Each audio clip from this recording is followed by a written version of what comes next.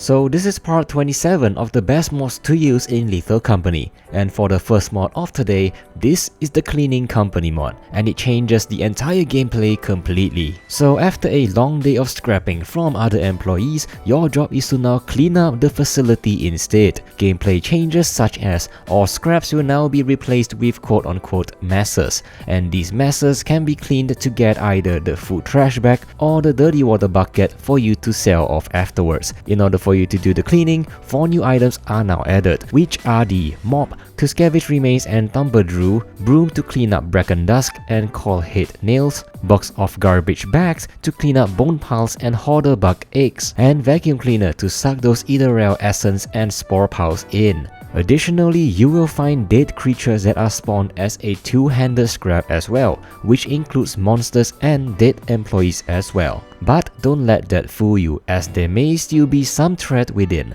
but if you manage to kill it, it can be picked up and sold as well. Your suit will also be replaced with a janitor suit, and voice lines for the intro, 0 days left alert, and fire voice lines are replaced by custom janitor voice lines. Many new things for you to explore around here, so go ahead and try this out with your friends, as everyone needs to install it for it to work.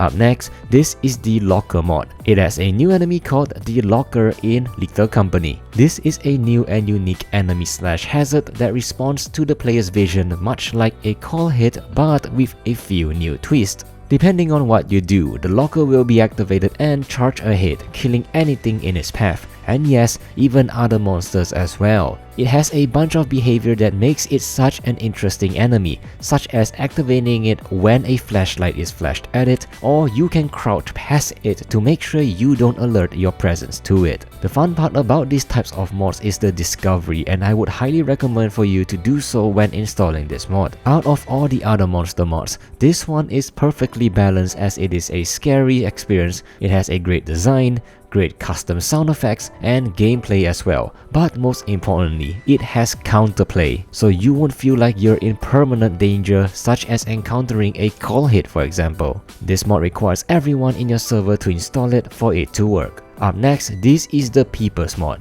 and it is a new type of enemy that spawns outside of the facility. They are not much of a threat by themselves, but together they could become a heavy burden. These adorable looking creatures will roam around, and if they see you, they will simply jump at you and stick themselves onto you. They aren't too dangerous in a sense, but it will be a slight inconvenience for you if you plan to stay on the moon a little longer. You have to use this mod yourself to fully experience it, as everyone in your server needs to install it for it to work. Now for the next mod, I usually don't do this, but we have to revisit a mod that I've previously showcased before, as it has a very cool new feature in itself. This is the Diversity mod, and it recently added a new monster in it called the Walker. And trust me when I say that this is probably one of the craziest monsters you ever see in the game. The Walker itself roams around the facility, interrupting your vision as it appears in and out of invisibility. But that's not all. Once you are caught by it, you are not quite dead yet. Your vision will slowly fade to black, and soon after, you'll find yourself awakened in an abandoned and unfamiliar territory with just a camcorder. And what comes next is, well, I'll leave it to you to discover for yourselves.